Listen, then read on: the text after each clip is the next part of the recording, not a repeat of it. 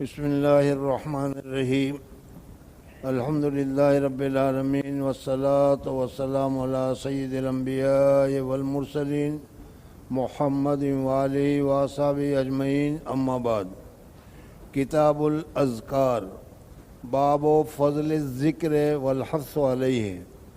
قال اللہ تعالی وَلِيَذَكَّرُوا اللہ اکبر وَلَذِكْرُ اللہ اکبر۔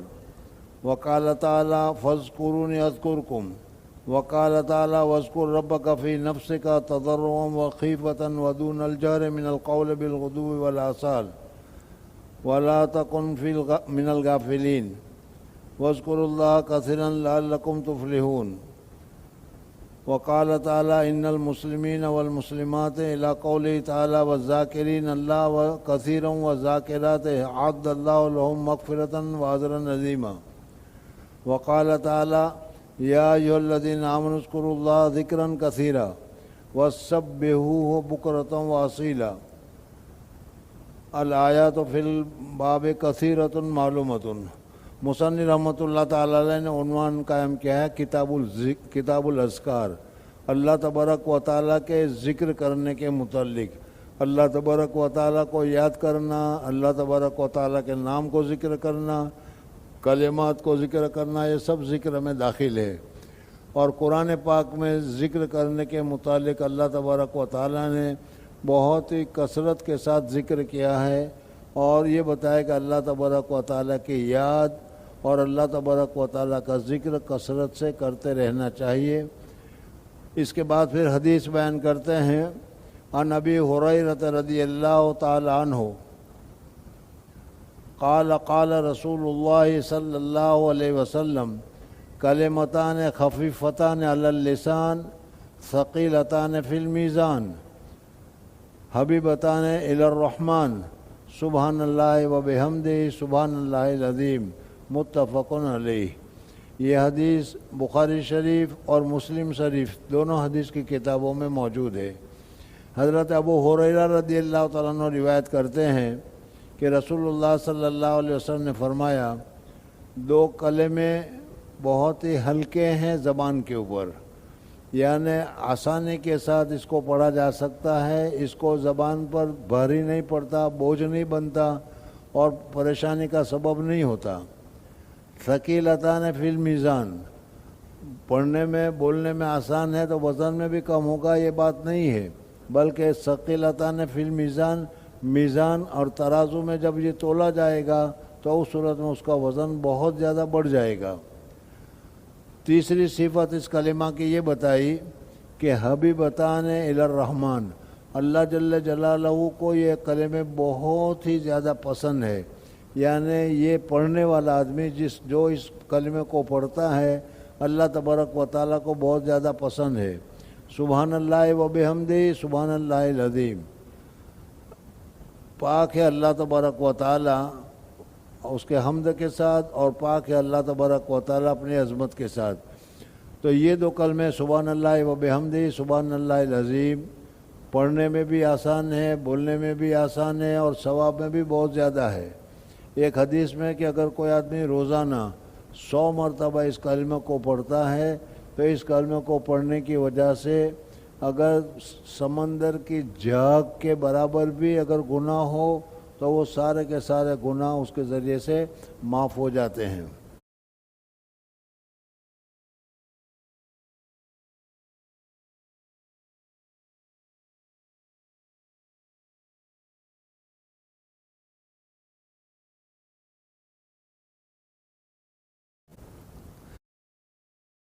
دوسری حدیث ہے قال رسول اللہ صلی اللہ علیہ وسلم لن اقول سبحان اللہ والحمد للہ ولا الہ واللہ اکبر احب الی مما طلعت علیہ الشمس، رواہ مسلم۔ مسلم شریف کی روایت ہے کہ یہ جملے سبحان اللہ والحمد للہ لا الہ الا اللہ اور اللہ اکبر، اللہ تبارک حضور اقدس صلی اللہ علیہ وسلم فرماتے ہیں مجھے بہت زیادہ پسندیدہ ہے اس چیز پر جس پر سورج طلوع ہوتا ہے، یعنی دنیا کی جتنی نعمتیں ہیں جس کے اوپر سورج کی روشنی پڑتی ہے، ان میں سب سے زیادہ پسندیدہ یہ کلمے ہیں سبحان اللہ، الحمدللہ، لا الہ الا اللہ اور اللہ اکبر۔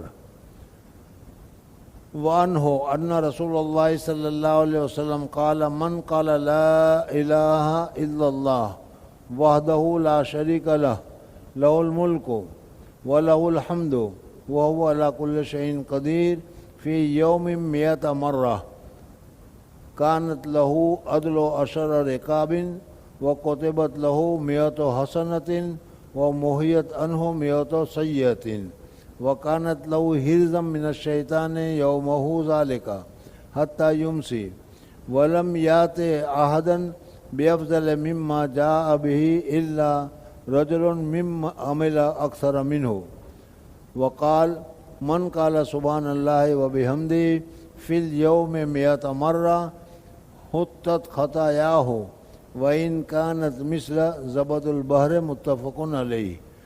یہ حدیث بھی حضرت ابو ہریرہ رضی اللہ تعالیٰ عنہ سے روایت ہے، اور بخاری شریف اور مسلم شریف دونوں کتابوں میں یہ حدیث موجود ہے، اور اس حدیث میں بتایا گیا ہے کہ من قال لا الہ الا اللہ، جس آدمی نے کہ کہا لا الہ الا اللہ وحدہ لا شریک لہ لہ الملک ولہ الحمد وہو علی کل شیء قدیر، جس کو ہم چوتھا کلمہ سے تعبیر کرتے ہیں، لا الہ الا اللہ وحدہ لا شریک لہ لہ الملک ولہ الحمد وہو علی کل شیء قدیر فی یوم 100 مرہ۔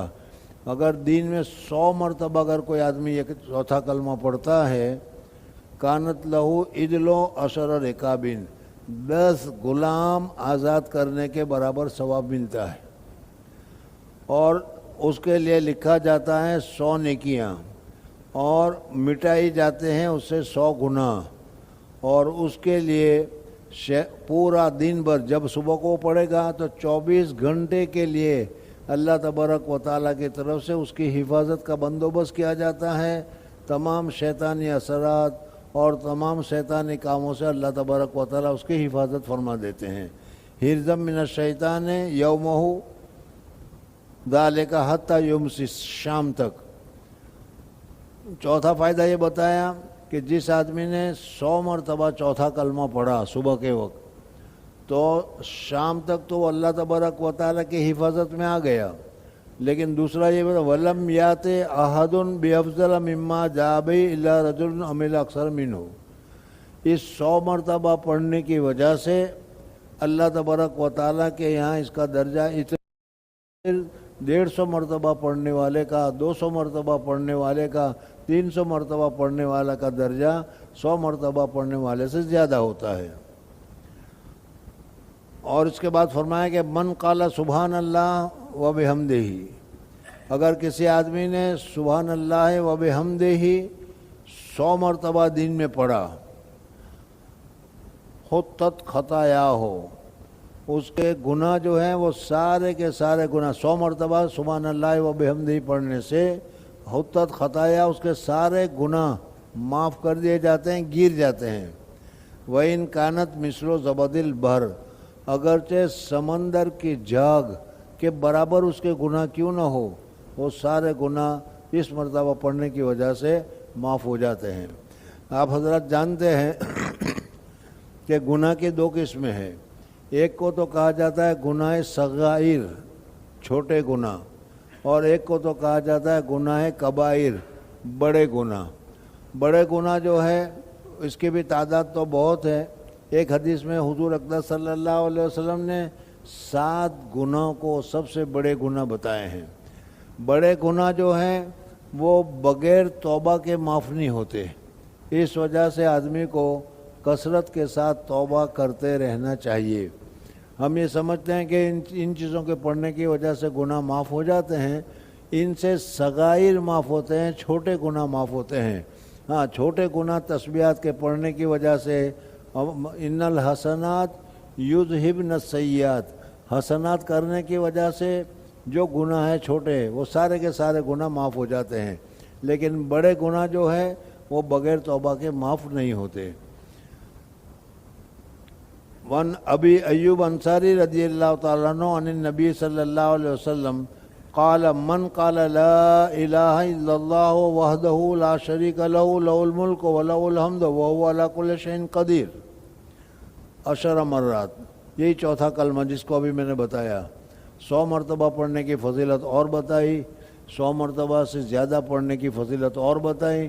اب اس میں صرف 10 مرتبہ پڑھنا ہے. اگر کوئی آدمی چوتھا کلمہ صرف 10 مرتبہ پڑھتا ہے 10 مرات, کان کمن آتق اربعۃ انفس من ولد اسماعیل, حضرت اسماعیل علیہ السلام کے خاندان کے 4 غلام کو آزاد کرنے کا جو ثواب ہوگا وہ 10 مرتبہ پڑھنے سے ملے گا.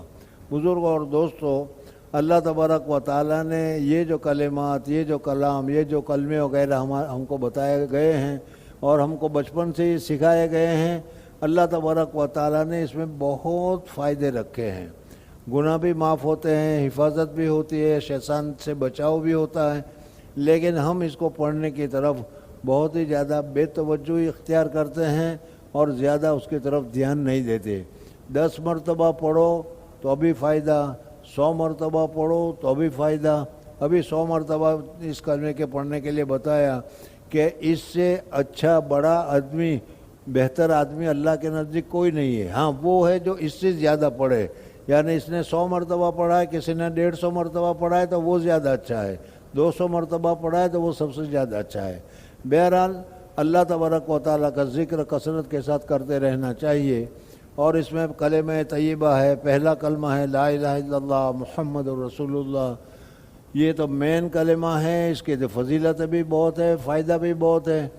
دوسرا کلمہ ہے, تیسرا کلمہ جس کو ہم کہتے ہیں سبحان اللہ والحمد للہ ولا الہ الا اللہ واللہ اکبر ولا حول ولا قوت الا باللہ العلی العظیم.